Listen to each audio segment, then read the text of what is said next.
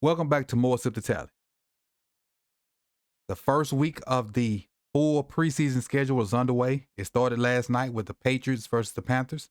The Patriots got a victory last night, 17-3.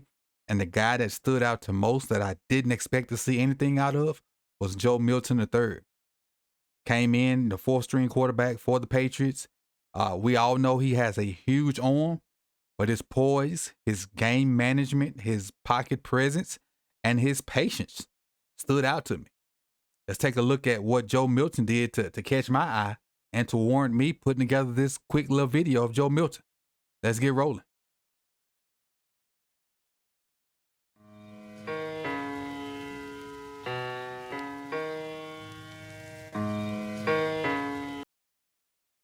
All right, let's try this again. I did a whole video on Joe and didn't hit record, so here we go for take 2 of Joe Milton. So let's start off with Joe Milton versus the Carolina Panthers. And I really like what Joe put on tape last night. Let's start with this first play right here. Joe got in at what time did Joe get in? 4:12 in the third quarter.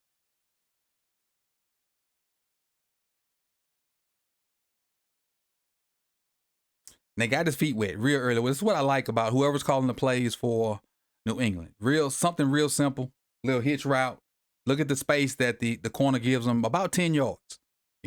Real simple, because we all know he got a super, super strong arm. If you saw him at the combine, he threw about a 70-yard go ball to whoever he was running routes with at the combine. So we all know he got a strong arm. So they gave him something real simple to get his feet wet.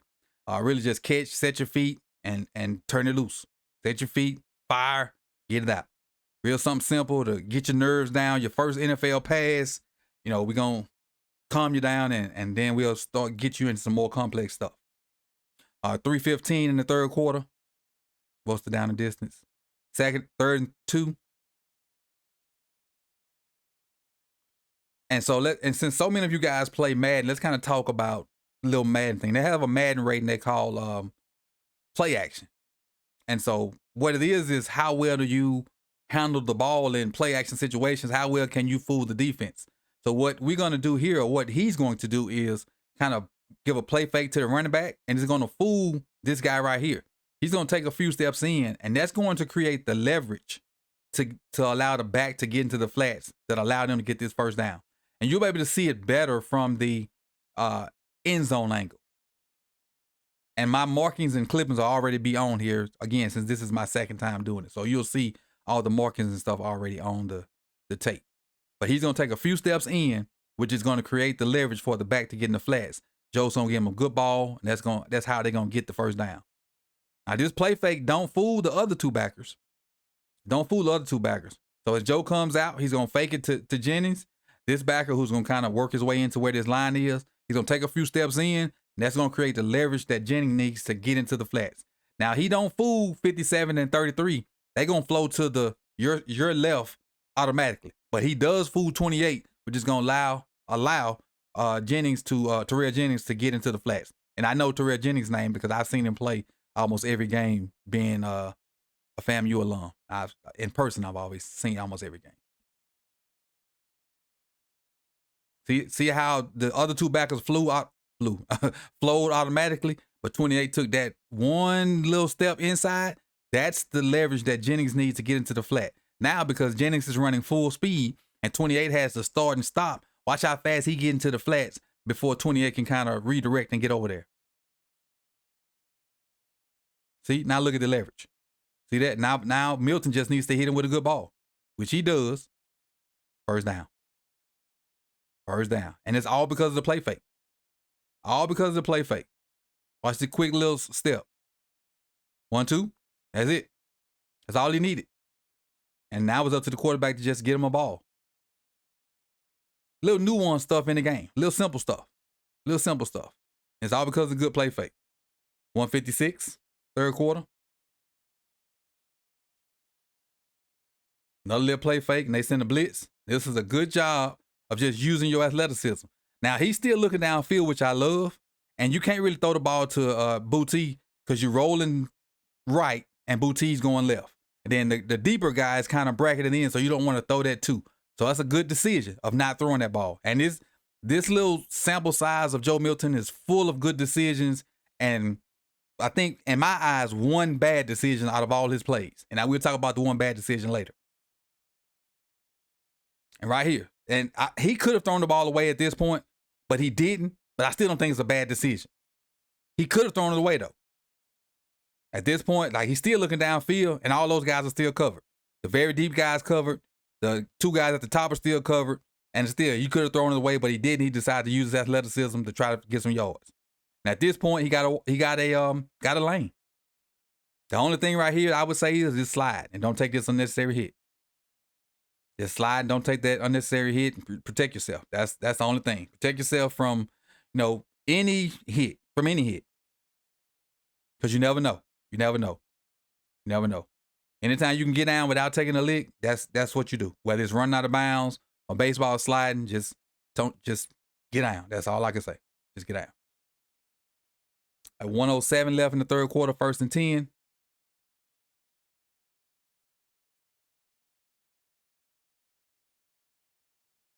The backers didn't even bite on this play fake. They went straight into drop mode.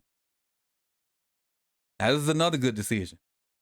He wanted to throw to the top, to this receiver at the top, but he's falling. I don't know who the receiver is. I think it's Booty again, but he's falling. He was about to run, but he saw his back, his check down. He just dropped it off to him, which in my eyes is another good decision.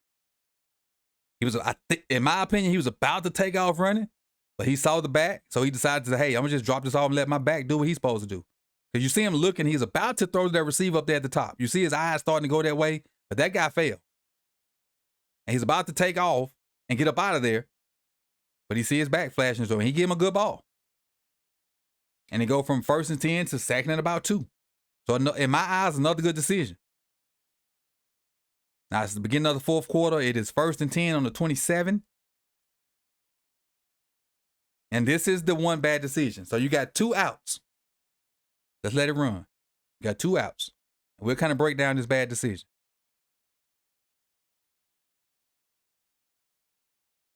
And I'll talk about those marks, later. All right, now I'm going to give you my thoughts on this.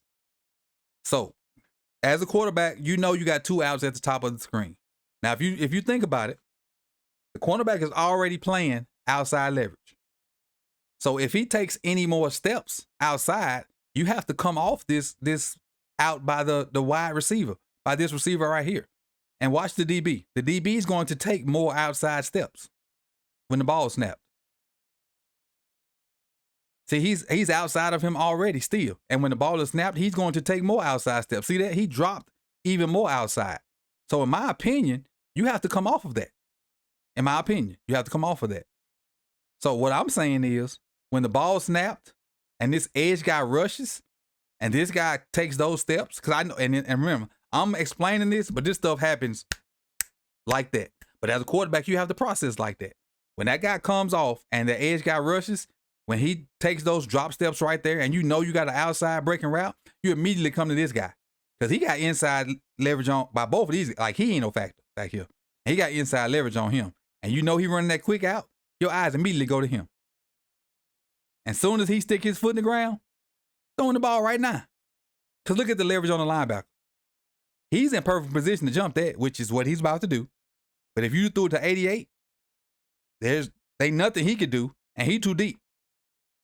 All they can do is rally and make the tackle after he make the catch, if he makes the catch. But this is a longer throw for you, and he's going to have the opportunity to come in and close on that, which is what he did anyway.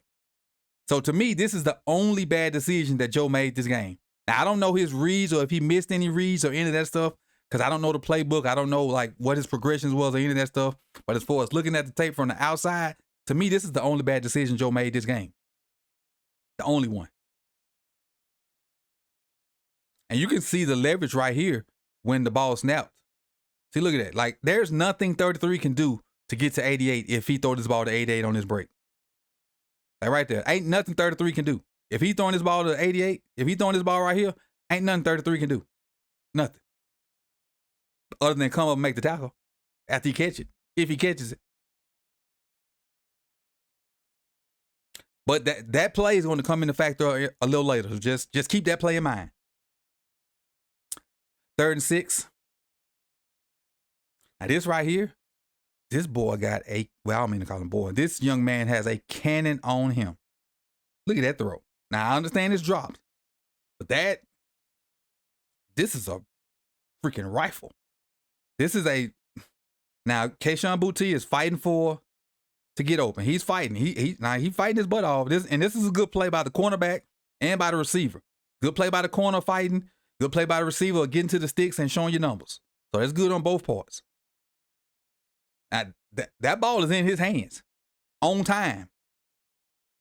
On time. As soon as he turn around, that ball is in his hand. This ball is in his hands right now. He has to finish this play. It's a great throw by Milton. It's a great throw by Milton. He's got to finish that play. This kid has a freaking cannon on his shoulders. A cannon. Watch him stand in the pocket to make this throw on time. And he's throwing it with ease. It ain't like he's like putting extra in it to throw this ball. It's natural. It's natural. And I don't know how accurate he is all the time, but that was an accurate throw. In my eyes. Kayshon just got to finish that. All right, so now it's 1st and 20 with 11:51 left. Again, this is another good decision. Play action. Now, this guy bites on the play action. The last time they didn't. This guy bites on the play action. So they've been running the ball a little better. All right, another good decision. Another good decision. He gets edge pressure from both edges. Sees it, steps up, and still looking downfield trying to make a play. That's what I like about it. He's still looking downfield trying to make a play. Now, he decides not to throw in this cluster. And even watching this at first, he fooled me because I thought he threw this ball. Like, when I stopped the clip right here, I was looking downfield in this cluster right here that I have circled because I thought he threw it. And you see, like, it's 4 Panthers right here and 2 Patriots. So I'm glad he decided not to throw this ball, but watching it live, I thought he threw it. Not live, but watching the full speed, I thought he threw it. He tucked it and ran, which is a great decision. A great decision. They went from 1st and 20 to like 2nd and maybe, what was it? 2nd and what? Let's see.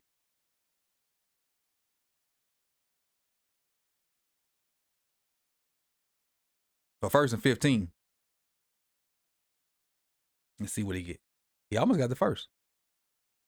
Yeah, to like 2nd and 2. Or maybe 3. Something like that. But say 1st and 20, but went to 2nd and 2. So another great decision. Another great decision because he could have launched that ball into some traffic and it could have been batted down, it could have been picked, or miraculously it could have been caught. But the other 2 things outweigh the good thing. It's also another great decision by him and uses his athleticism to almost get the first down. Now it's 9-18, 2nd and 8. Remember, keep in mind that other play we talked about a minute ago. They running them outside at the top. Watch how the safety comes down and tries to jump it. The safety gonna come down because they run the same formation. Look at the safety walk down and try to jump them outs. They tried to jump them. They tried. And this is where the preseason, the smarts of the preseason backfire. Because when the preseason, you try to be vanilla and you run a lot of the same plays over and over. And this is where the Patriots got them. Because they came that same formation. They ran that same stuff up top. But this time they put an out and up on it. And he pump faked he head and shoulder the out at the top. And they ran an out and up at the bottom. And they got him. And he drilled it for a touchdown. The Panthers got over aggressive. They saw the formation. They were like, oh, we saw this. This the play where they ran the outs. We almost got a pick the first time. Let's get a pick this time. No, sir. Nope. Gotcha. Got him. Got him. Touchdown. Touchdown. Touchdown. Now, I really like what I saw out of Joe. I was impressed by his poise, his patience, and most importantly, his decision making.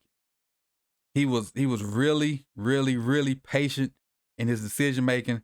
I hope he can get out of that 4th spot and maybe rise up because I don't know what they're going to do with Zappy. I'm sure they're going to start with Brissett and go to Drake May at some point. I don't know what the plan is for Joe Milton, but I'm hoping he can get himself out of that 4 hole and find his way to the 3. maybe even the 2. And if he can keep building on last night and getting better and getting better and getting better, who knows? Who knows? His future may not be in New England, but who knows?